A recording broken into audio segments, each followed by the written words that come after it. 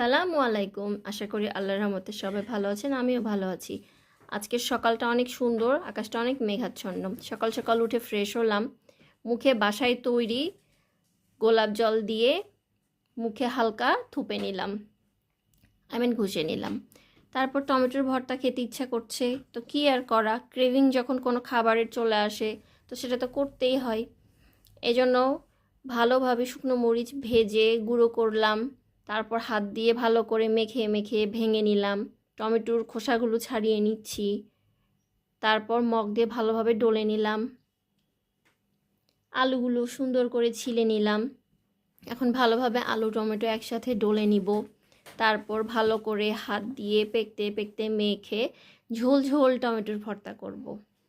অনেক মজা লাগছে দেখে, এখনও মনে হচ্ছে দেখে খাই।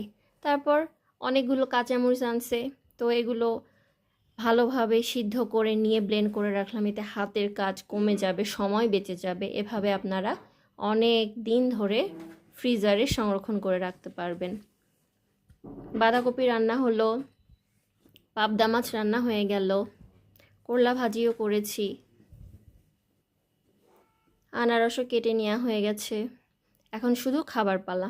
আশা করি আজকের ব্লগটি আপনাদের অনেক ভালো লাগবে। সবাই ভালো থাকবেন, সুস্থ থাকবেন, সাবধানে থাকবেন। আল্লাহ হাফেজ।